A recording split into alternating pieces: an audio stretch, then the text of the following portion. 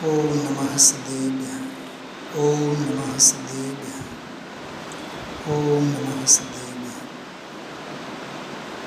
नमो अर्हन्ताणं नमो सिद्धाणं नमो आयर्याणं नमो वज्रायाणं नमो लोहे सवसारणं।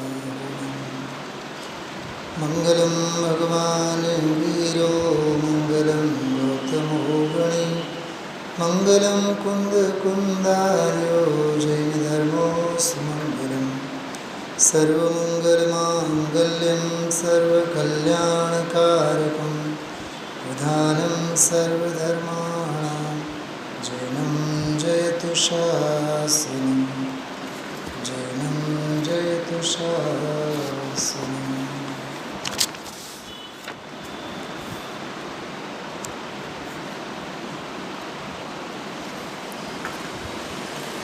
દ્રવ્યાન યોગમાં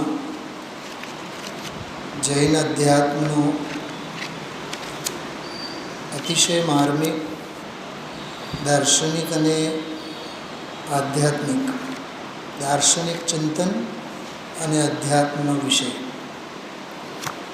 આ બેઉનો સમન્વય સમાધિ શતક શાસ્ત્રમાં જોવા મળ્યું છે. સવારે ઘણી ચર્ચા મેં કરી હતી દર્શનશાસ્ત્ર અંગે.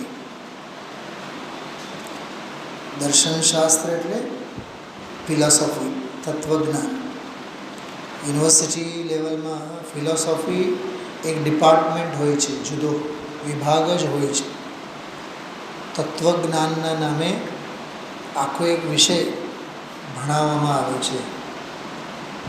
એમાં જુદા જુદા દર્શનો એટલે મતોના વિચારો, જૈન, બૌદ્ધ, ચારવાક, આ તો ખરા જ ખરા, પણ એ સિવાય વેદાંત, નૈયાયિક, વૈશેષિક, સાંખ્ય, આ બધા મતાંતરોના વિચારો વસ્તુ વ્યવસ્થા કે વિશ્વ વ્યવસ્થા અથવા જીવ, જગત અને ઈશ્વર એમ ત્રણ શબ્દો આવે. જીવ, જગત અને ઈશ્વર અંગેની બધી માન્યતાઓ. જીવ અંગે જૈન મત શું કહે, બૌદ્ધ મત શું કહે છે, ચારવાકમાં તો આવે પંચભૂત, પૃથ્વી, વાયુ, અગ્નિ, આ બધા પંચભૂત. અને આપણે બધાએ આ શબ્દ જાણીએ છીએ.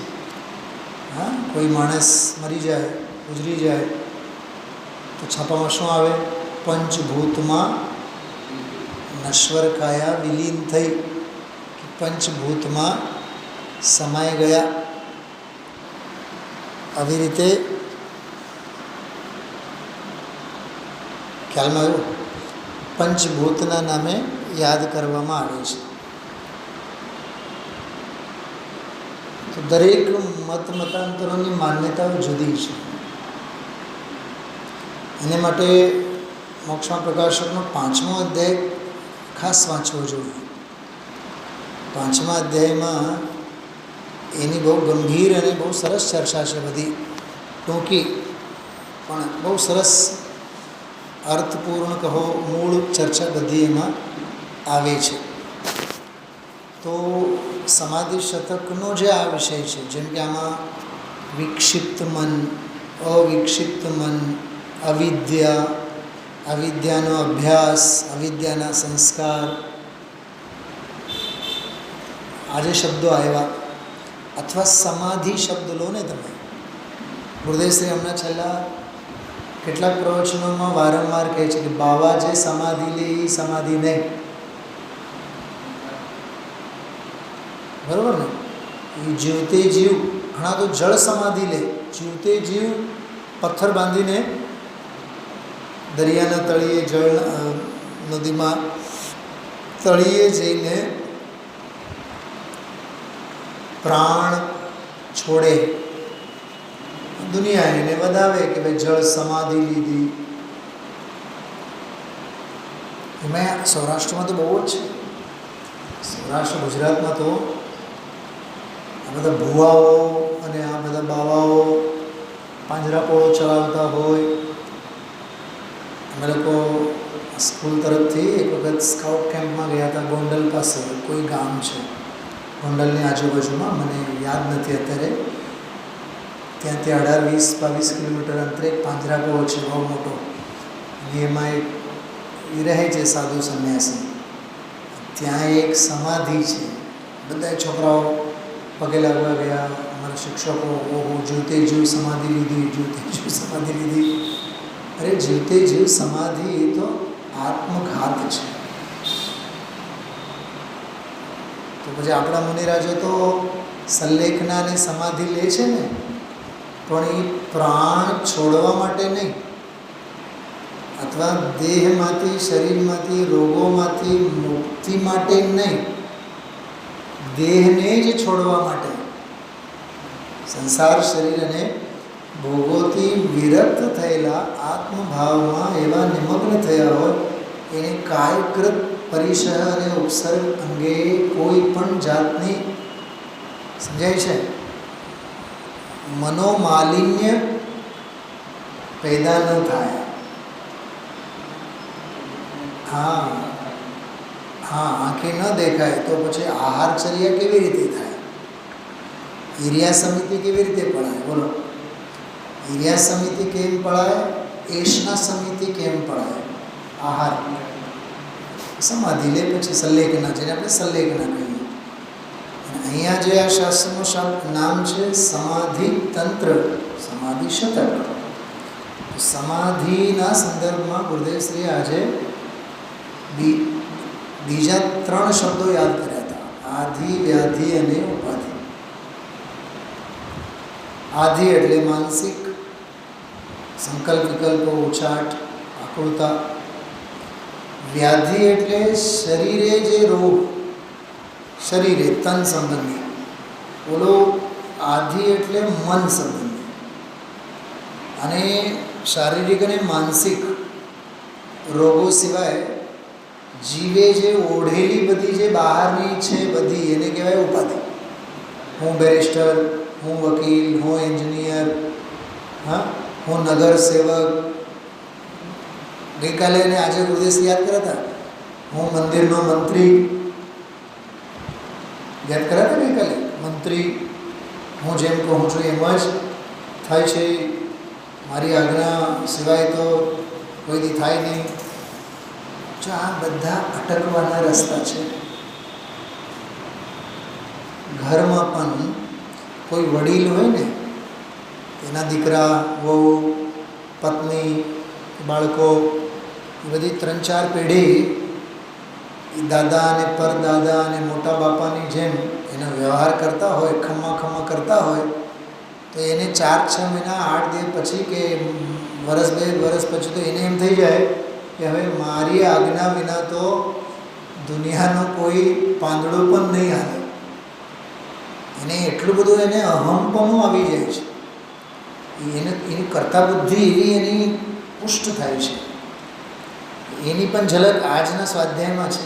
આજના સવારના સ્વાધ્યાયમાં ધર્મ માટે પૈસા ખર્ચા એનો આવ્યો હતો. પછી એને મોટા બનાવે, પછી એને આગળ કરે, આવ્યું હતું બધું.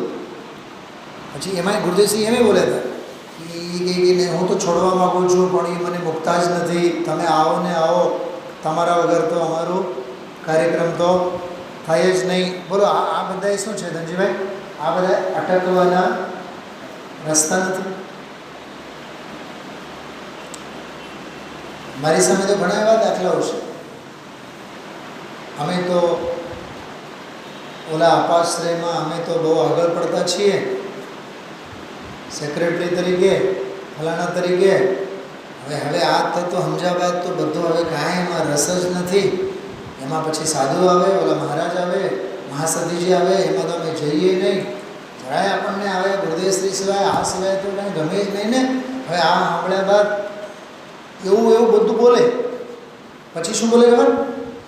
હવે તો છે ને જવાનું આમ બંધ કરી દીધું છે, પણ મહિનાભરમાં 2 મહિનામાં જ્યારે મિટિંગ થાય ને પછી 4 ફોન આવે. એટલે પછી શું આપણે સેક્રેટરી પદે રહ્યા છીએ ને, આપણે મોટા પદે છીએ, એટલે હવે હાવ તો મુકાય નહીં ને વ્યવહારે. એટલે પછી એમાં જવું પડે. એમ કરીને ઓલી સત્તાની પૂંછડી તો પકડી જ રાખે. અરે આ જ તત્વજ્ઞાન સાચું છે, યથાર્થ છે એવું સમજ્યા બાદ તો પરદ્રવ્ય ક્ષેત્ર કાલ ભાવ જે વિપરીત અનાયતનના છે એ નહીં છૂટે. તો એ જે ઓઢેલી ઉપાધિ છે એ જીવના માનમાં કારણ બને છે. ક્રોધ માન માયા લોભના કષાયોના આયતનો છે જેટલી જે ઉપાધિ છે. પોઈન્ટ સમજાય છે?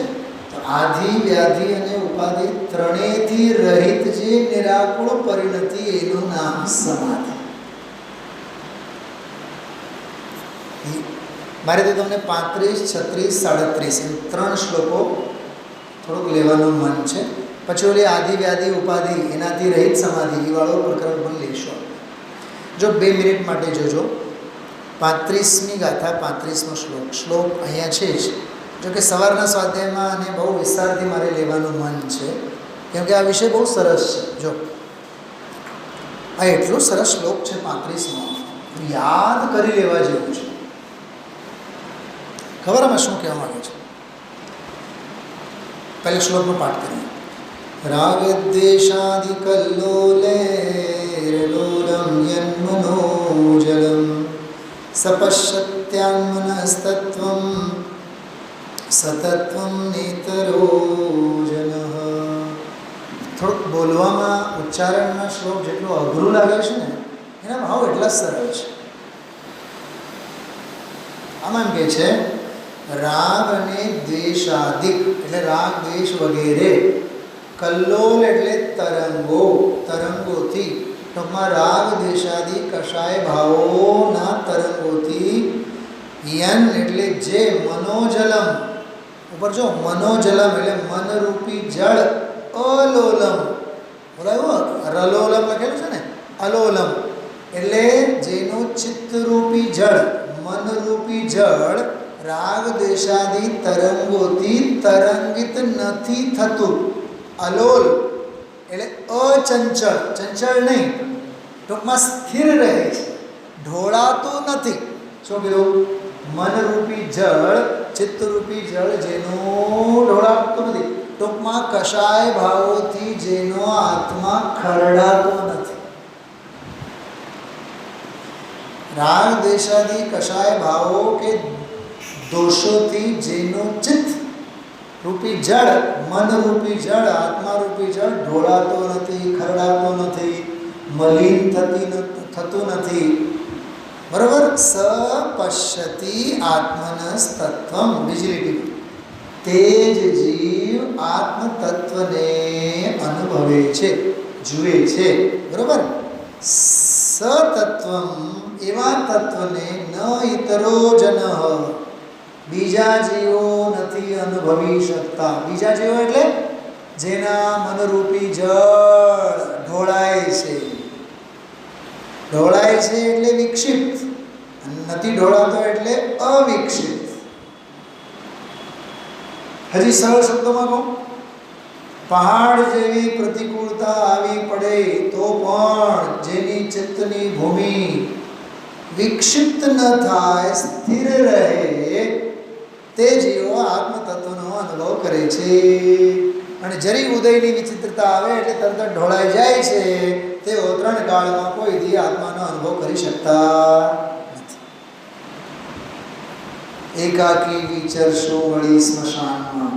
બોલો, હા, એવો સ્મશાનમાં રહેનારો પણ એનો મન વિચલિત નથી થતો કષાય ભાવોથી, તેઓ આત્માનો અનુભવ કરે છે.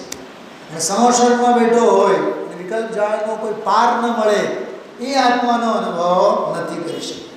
જ્યાં નજર નાખે ત્યાં કેવડી બેઠા, જ્યાં નજર નાખે ત્યાં બીજા મુનિ ભગવંતો બેઠા, ચતુર્વિધ સંઘના ચરણોમાં બેઠા હોવા છતાં પણ જેનું ચિત્ત મલિન છે તે આત્માનો અનુભવ નથી કરી શકતો. પોઈન્ટ સમજાણો રાજુભાઈ? હા, છે ને ગજબની વાત. રેગિસ્તાનમાં વસનારો ઊંટ પણ 6 મહિના સુધી જળ મળે નહીં તો એ સ્વસ્થ રહે.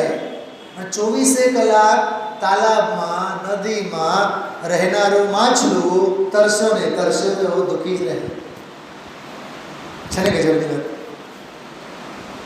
હજી એક વાત કરું સાંભળો. અઠવાડિયામાં કે 15 દિવસમાં કે મહિનામાં એક દિવસ કલાક માટે મંદિરે દર્શન આવે અને મહિનાભરનું તત્વજ્ઞાનનું ભાતું ભેગું લઈને જાય. અને એક જીવ એવો 365 દિવસ કલાકો ને કલાકો મંદિરે આવે, દરેક ધર્મની સભામાં બેઠો હોય તોય કોરડો ને કોરડો જ રહે. બની શકે કે નહીં? આવે જેમ બોલો સમોસરણનો મેં દાખલો આપ્યો છે ને. ગજબની વાત. મને તો ઘણી વાર પહેલી વખત કોઈ યાત્રાળુ આવ્યા હોય, પહેલી વખત દર્શન કરતા હોય, તમે જોજો એમની મુખમુદ્રા અને એમની હૃદયની પ્રસન્નતા અને અનુભવાથી એમની ધન્યતા. વાહ શું મંદિર છે, વાહ શું ભગવાન છે. હવે આ જ સવાલ પોતાની જાતને પૂછો, શું એવો અહોભાવ આપણને આવે છે? ન આવવો જોઈએ. પોઈન્ટ સમજાય મારો? હું તો ઘણી વાર સ્વાધ્યાય અંગે તમને કહું છું, પ્રતિ દિવસનો રોજનો સ્વાધ્યાય આપણને એમ લાગવું જોઈએ કે અહો મને તો આ વાતની ખબર જ નથી. અહોભાવ આવવો જોઈએ.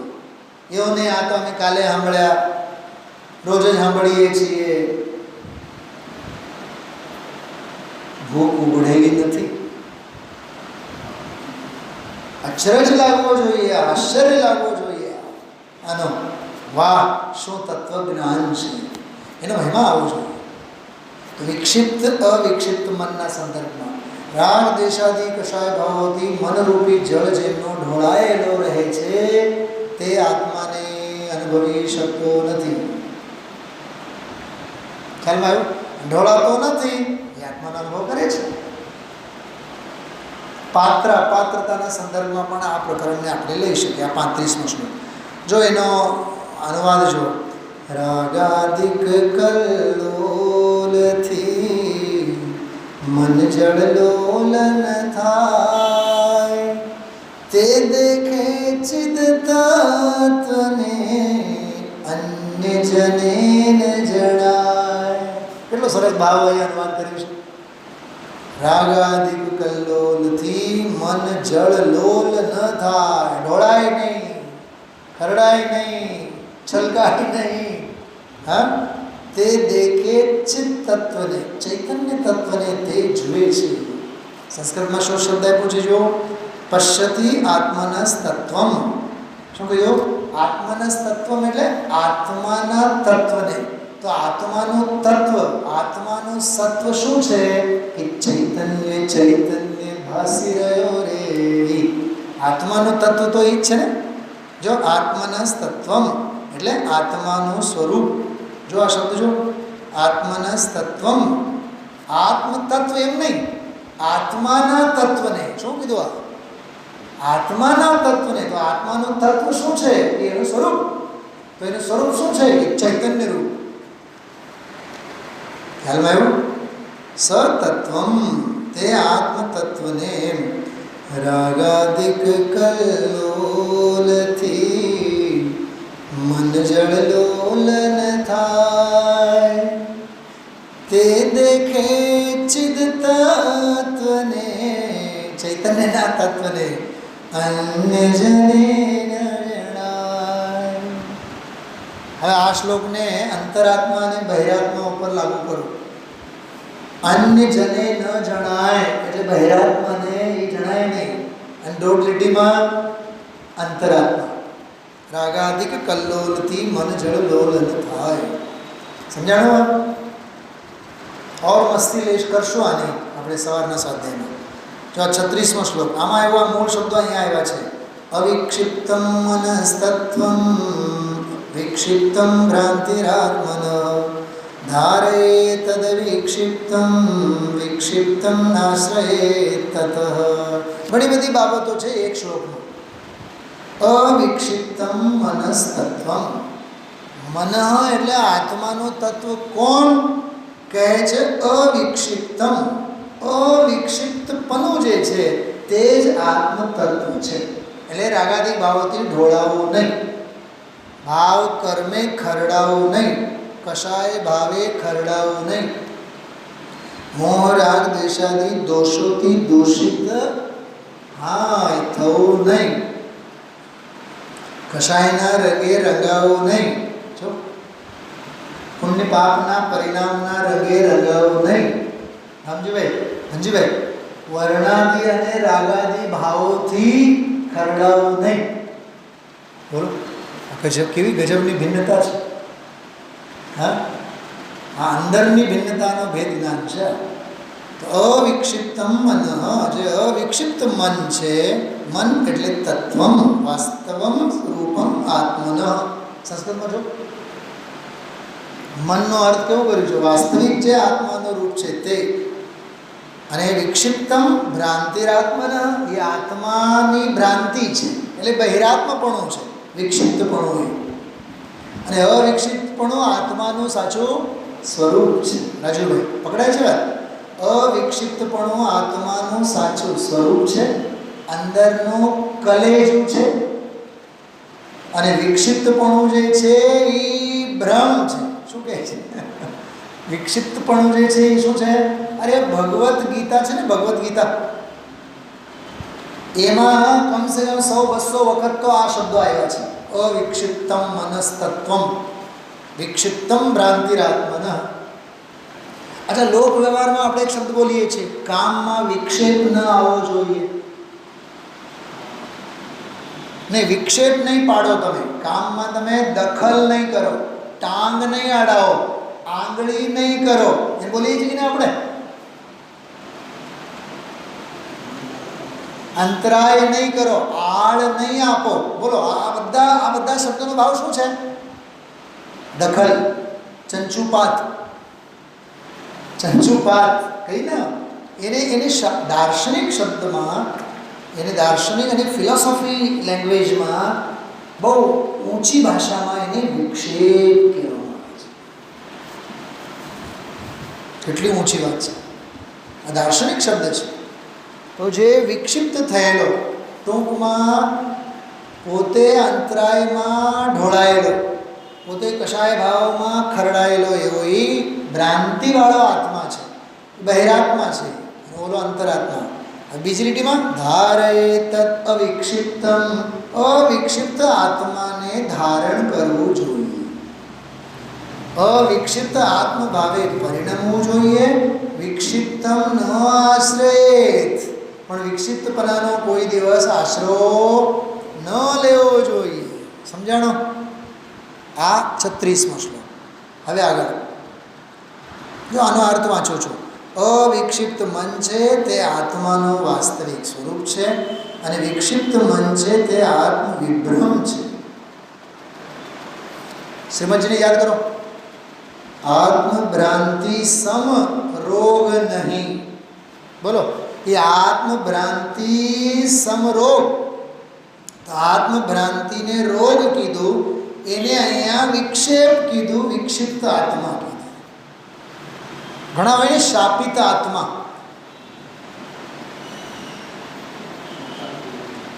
ક્યાંય એને શાંતિ જ ન હોય. ઘરમાં 4 સભ્યો હોય ને, એક એવો હોય કે હંમેશા માથું દુખતું હોય, પગ દુખતું હોય, કાંઈક ને કાંઈક બીમારી એની નાની ઉંમરથી. હમણાં સાઉથમાં હું ગયો હતો, તો અમારે એક બહુ સારા એવા કન્નડ ભાષાના સમાજશાસ્ત્ર ભણાવતા એક બહુ સારા શિક્ષક હતા. બહુ સારી લાગણી, બહુ મારા પ્રત્યે એનો પ્રેમ. તો મેં અમારા મિત્રોને પૂછ્યું કે ઓલા સર ક્યાંય છે હમણાં? હવે એ સરનો જે એક બાબો, એકને એક બાબો, 2 તો એના ગુજરી ગયા નાની ઉંમરમાં જ. 4, 6, 8 વર્ષના જ 2 બાળકો ગુજરી ગયા. ત્રીજું બાળક બહુ મોટી ઉંમરે થયું, અને ત્રીજું બાળક પેદા થયાના 6-8 મહિનેથી જ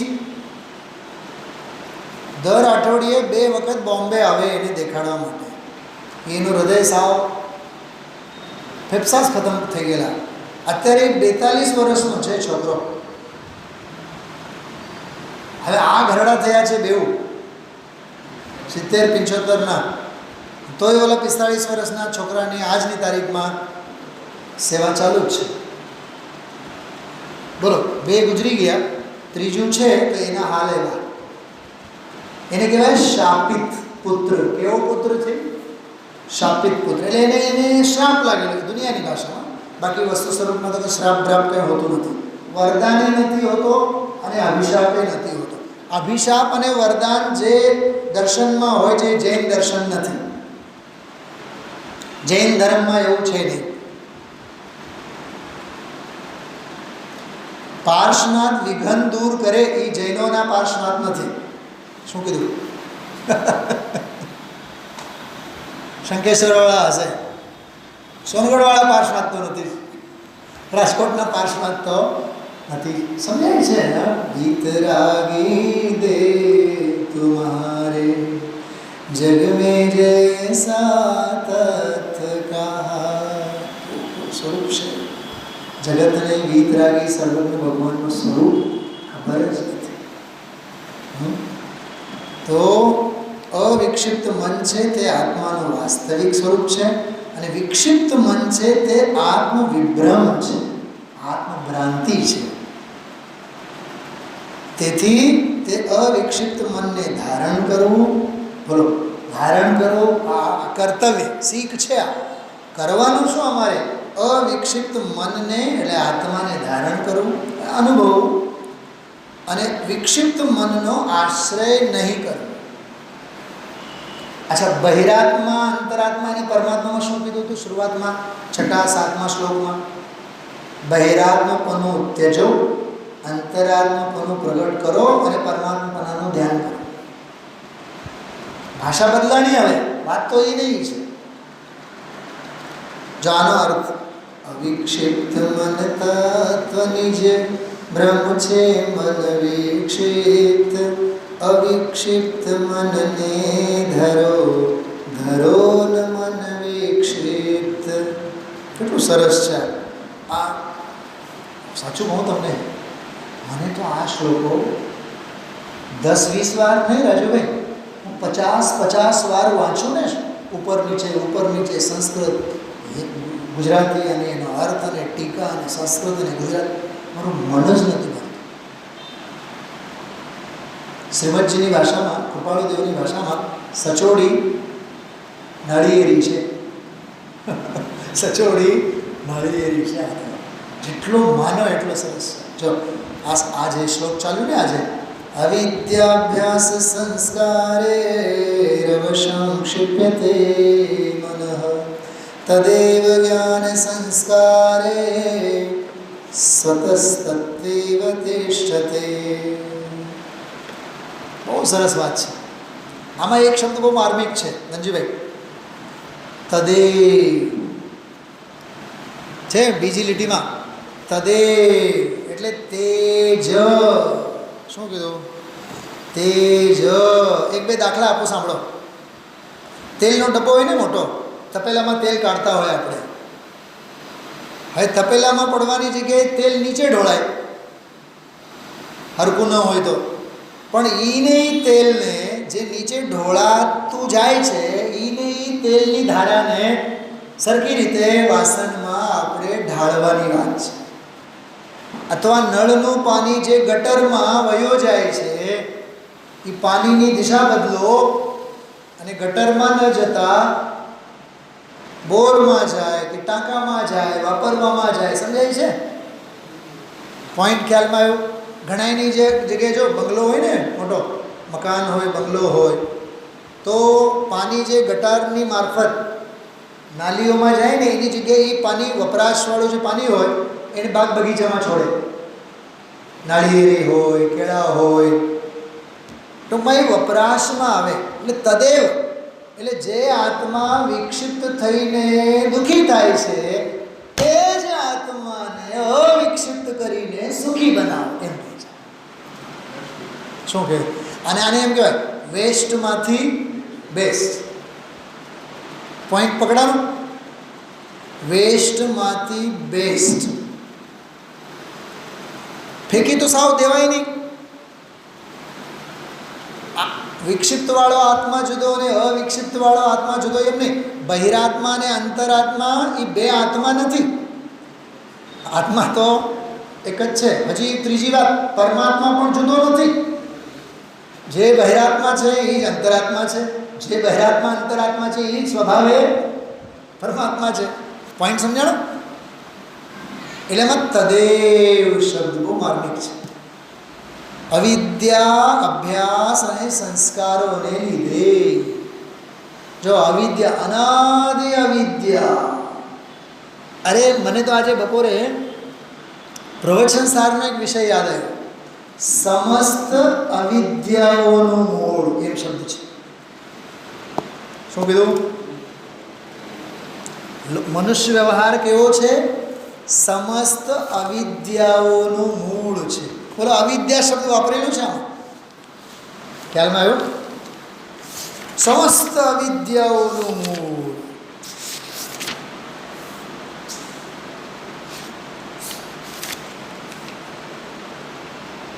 જો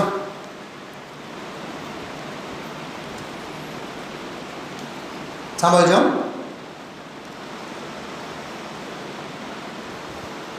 જેવો આ ગાથા છે 94 નંબરની ગાથા પ્રવચન સારની. કઈ ગાથા છે ખબર? 94 નંબરની એટલે પજ્જે મૂળાહી પરસમય, પર્યાય મૂળ તે પરસમય વાળી ગાથા છે. જેવો જીવ પૂતગલાત્મક અસમાન જાતિ દ્રવ્ય પર્યાયનો કે જે સકળ અવિદ્યાઓનું એક મૂળ છે. આવ્યું શબ્દ એટલે આ કઈ ઉપર ટપકે શબ્દ આવેલો છે એમ નહીં. મૂળ આગમ ગ્રંથમાં પ્રવચન સારમાં આ અવિદ્યા નામનો શબ્દ છે. એટલે મેં સવારે પણ આની ગંભીરતાની વાત કરી હતી. બહુ ગૂઢ અને ગંભીર અને અર્થવાળો આ શબ્દ છે. હા, કોઈને આપણે મૂર્ખ કહીએ અને કોઈને આપણે એમ કે બુદ્ધિ વગરનો, બેઉમાં ફેર નથી. હાવ બુદ્ધિ વગરનો એમ કોકને કહીને જોવું. સમજાય છે? આમાં જો સકલ અવિદ્યાનામ એક મૂલમ, સકળ અવિદ્યાઓનું એક મૂળ છે. એવો જે મનુષ્ય વ્યવહાર, મનુષ્ય શરીર, આ હું મનુષ્ય જ છું એમ અહંકાર મમકાર વડે ઠગાતા થગા અવિચલિત ચેતના વિલાસ માત્ર આત્મવ્યવહારથી ચ્યુત થઈને જેમાં સકળ ક્રિયાકલાપને છાતી સરસો ભેટવામાં આવે છે, એવા મનુષ્ય વ્યવહારનો આશ્રય કરીને રાગી અને દ્વેષી થાય છે. ખબર શરૂઆતમાં શું લખ્યું છે કે આત્મ સ્વભાવની સંભાવના કરવાને નપુંસક હોવાથી. હમણાં 3-4 દિવસ પહેલાના પ્રવચનમાં ગુરુદેવશ્રી આ યાદ કર્યું છે. આત્માનો અનુભવ કરવા માટે જીવ કેવો છે? નપુંસક છે, નમાલો છે, સાવ નિર્વીર્ય છે. એને કહેવાય વિક્ષિપ્ત. નિયમસારની ભાષામાં કહો ધનજીભાઈ, નિયમસારમાં કળશ છે. દ્રવ્યલિંગી મિથ્યા દૃષ્ટિને માટે શબ્દ વાપર્યું છે. કળી યુવતી હણાયેલી જેની મતિ. શું કીધું? શું કીધું? કળી યુવતી હણાયેલી જેની મતિ, એને કહેવાય વિક્ષિપ્ત આત્મા. અથવા હજી આધુનિક શબ્દોમાં કહું, પશ્ચિમી રંગમાં રંગાયેલો, પશ્ચિમી સંસ્કારોમાં રંગાયેલો છોકરો. શું કીધું? હા, આધુનિકતાના રંગે રંગાયેલા. એને અહીંયા મોહ રાગ દ્વેષાદિ કશાય ભાવોથી ખરડાયેલો આત્મા. અવિદ્યાભ્યાસ સંસ્કારે, અવિદ્યા, અભ્યાસ અને સંસ્કાર ત્રણેયની પણ બહુ સરસ ચર્ચા આપણે આજે કરી છે. અવિદ્યા છે અનાદિની, અને અવિદ્યાનો અભ્યાસ પણ અનાદિ. જો ભાઈઓ યાદ રાખો, મેં સવારે બહુ માર્મિક વાત કરી હતી. આખો દિવસ કે જીવનભર જે ધંધો અને વ્યાપાર અને આજીવિકા છે ને, એ અવિદ્યાનો અભ્યાસ છે. રાજુભાઈ, તો એને 70, 80, 90 વર્ષ પછી પણ નિવૃત્તિ અંગે વિચાર જ ક્યાંથી આવે? એને હજી 90 વર્ષ થયા હોય ને તોય ઓલા ઘાંચીના બળદની જેમ છોકરાઓને અનુભવ શીખવાડવા માટે જવાનો જ. એ એના સંસ્કાર દ્રઢ થયા. તમે ત્રણેય શબ્દોનો થોડો અભ્યાસ કરો ને.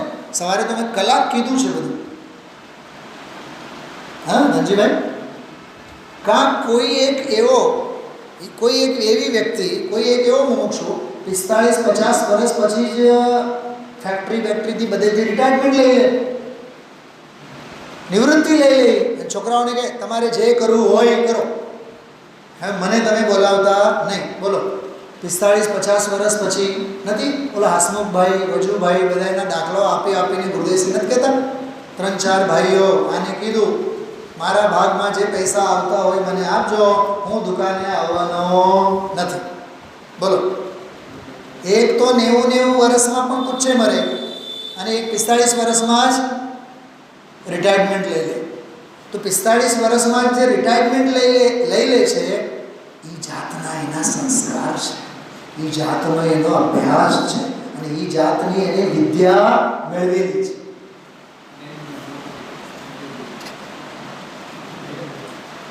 આનો દાખલો લો ને તમે. હા, ધનજીભાઈનો જ દાખલો લો. આ ઉંમરમાં તમે સમાજમાં કહો તો બીજા 1000 મળશે જે થડે જ બેઠા હોય જઈને. હા ધામજીભાઈ, તમારા મિત્રની જ વાત કરું છું. થડે જ બેઠા હો, સવાર સાંજ બપોર 7 પેઢી ખાય તો એ ખૂટે નહીં. હા, તો એ થડ કેટલો વાલું. અને એક આ જીવ સવારે 2 કલાક, સાંજે 2 કલાક. તો આ નિવૃત્તિના જે સંસ્કાર છે એ નિવૃત્તિના અભ્યાસને લીધે છે. આમ રિવર્સમાં લેવાનું. આ નિવૃત્તિનો અભ્યાસ ક્યાંથી? કેમ કે આ જાતની વિદ્યા સંપાદિત કરવામાં આવે છે. બહુ ગજબનું છે આ. અવિદ્યા એનો અભ્યાસ, એના સંસ્કારો બધા ઊંધાઈ ન મારે. અને સદવિદ્યા એનો અભ્યાસ, નિરંતર એના સંસ્કાર. ગજબનો છે આ શ્લોક જ બહુ ગજબનો છે. હવે જો અવિદ્યા, અભ્યાસ અને સંસ્કારને લીધે આત્મા કે મન, બોલો અવિક્ષિપ્ત વાળો મન, નિર્મળ મન કહે છે અવશમ, એ પોતાના વશમાં રહેતો નથી. અથવા છોકરું હવે અમારા કયામાં, છોકરાની ક્યાં વાત કરો છો? તારા આત્માની વાત કરો ને તમે. છોકરો તો તમારા કયામાં નથી જ, એ તો તમારો પાપ જ જાહેર કરીને બતાવે છે. તારો પાપ જ જાહેર કરીને બતાવે છે, પણ તારો અધર્મ પણ જાહેર કરીને બતાવે છે કે તમારો પોતાનો આત્મા પણ તમારા કાબૂમાં નથી. રાત્રે 12 વાગે પણ ખાવાનું મન થાય છે, સંયમ હજી પણ સોહાવતું નથી. હજી રખડવા જવાનું મન થાય છે, સામાયિક કરવાના ભાવ કેમ નથી થતા? તો તારો આત્મા ક્યાં તારા હાથમાં છે? છોકરું તો છે જ નહીં. પેલા રવિન્દ્રભાઈ પંડિતજી એમ કહે છોકરો હવે કાબુમાં નથી, પણ આત્માને તો કાબુમાં રાખ. તારા આત્માએ કાબુમાં નથી તો છોકરો તો પરદ્રવી છે, એ ક્યાંથી કાબુમાં રહે? આ બધા નોકરો માનતા નથી, તારો આત્મા માને છે. Charity begins from home. ઘરેથી ચાલુ કરો. બહુ મસ્ત છે આ. હવે કહે છે એવું જે મન એટલે એવો આત્મા છે, તે જ આત્મા જ્ઞાન સંસ્કાર. વાહ! સ્વતઃ તત્વે અવતિષ્ઠતે. જો અવિદ્યાની જગ્યાએ નીચે શબ્દ આપ્યું છે જ્ઞાન, બરોબર? અને અભ્યાસ અને સંસ્કાર એ તો છે જ. ભલે ને ઓલામાં અભ્યાસ શબ્દ નથી આવ્યો નીચે, પણ જ્ઞાનના સંસ્કાર, તત્વજ્ઞાનના સંસ્કાર, આત્માના સંસ્કાર, અધ્યાત્મના સંસ્કાર નિરંતર નાખવાથી સ્વતઃ કોઈ નિમિત્તો આવીને નહીં કરાવી આપે. હા, કમઠ ઉપસર્ગ કરે તો બીજા કોઈ હેલ્પ માટે આવે? જંગલમાં મચ્છરો કરડે તો મચ્છરોને હટાવવા માટે કોઈ આવે? નહીં. સ્વતઃ નિમિત્તો કરાવે નહીં, વ્યવહાર કરાવે નહીં, અરે રાગ ભાવ પણ કરાવે નહીં. પ્રજ્ઞાક્ષીણી તત્વજ્ઞાન જે છે એના બળે સ્વતઃ તત્વે અવતિષ્ઠતે, પોતે જ આપમેળે પોતાના સ્વરૂપ અને સ્વભાવમાં આવી જાય છે. બારણાના ઓલા ને ચટકણીઓ હોય, ઓલા બારણાના આગળિયા બધા હોય, જામ થઈ ગયેલા હોય ને બારણા, જામ થઈ ગયેલા હોય. હવે કરવાનું શું? 2 ટીપા તેલ પૂરો. બસ તેલ પૂર્યા બાદ જેમ જેમ તેલ એમાં ઉતરે તેમ તેમ જે જંગ ખાધેલું હોય, જમાવટ જે થઈ હોય એ આપોઆપ દૂર થાય. અને પેલું કચર બચર જે થતું હોય ને આપોઆપ સમજાય છે? એ પ્રદૂષણ, એ આવાજ બધું બંધ થાય. એ આપમેળે જ બંધ થાય. હા, પોઈન્ટ સમજાણું? શું કીધું? એ માથામાં જેમ છોકરીઓ હોય, વાળ મોટા હોય તો આ માથામાં શેમ્પૂ કે નાવાનું સરખી રીતે ન કર્યું હોય તો આમાં આંગળા ફેરવે એટલે સાવ આખું આમ રજ જેવું, ધૂળ જેવું બધું પડ્યા રાખે. તો માં શું કરે? માથું ખંજવાળ્યા રાખે. દીકરી તો શું કરે? માં હરખી રીતે પકડીને એનામાં તેલ પૂરે. અને ઓલું જે કંઈ બધું થયેલું હોય આપોઆપ બધું શાંત થાય. સ્વતઃ અવતિષ્ઠતે તત્વે, આપમેળે પોતે જ પોતાના આત્મામાં તેઓ સ્થિર થઈ જાય છે. આમાં નિમિત્તનો નિષેધ છે, વ્યવહારનો નિષેધ છે, પણ શરત એટલી જ છે, જ્ઞાન સંસ્કારે. શેના વડે? જ્ઞાનના સંસ્કારો વડે. ભેદ વિજ્ઞાનતઃ સિદ્ધા સિદ્ધા એકેલ કેચન અસ્યૈવા ભાવતો બધા એકેલ કેચન. ભેદ જ્ઞાનના જ બળે આજ સુધી બધા સિદ્ધ થયા છે. અને ભેદ જ્ઞાનના સંસ્કાર, ભેદ જ્ઞાનનો અભ્યાસ. ધનજીભાઈ, ભેદ જ્ઞાન ચોથે થાય અને ભેદ જ્ઞાનનો અભ્યાસ 6, 7, 8, 9, 10 એનો અભ્યાસ અને એના સંસ્કાર, એનો અભ્યાસ અને એના સંસ્કાર. ચોથે પહેલે ક્ષણે ભેદ જ્ઞાન થાય અને પછીના ક્ષણથી માંડીને સિદ્ધ નહીં થાય ત્યાં સુધી અભ્યાસ સંસ્કાર, અભ્યાસ સંસ્કાર, અભ્યાસ સંસ્કાર. વિદ્યા અર્જિત કરવાનો પહેલો સમય છે, વિદ્યા, સદવિદ્યા. અને અભ્યાસ અને સંસ્કાર આગળના ગુણસ્થાનમાં છે. આવો આ ગજબનો છે વિષય, વિચાર છે. ઓમ નમઃ શિવાય.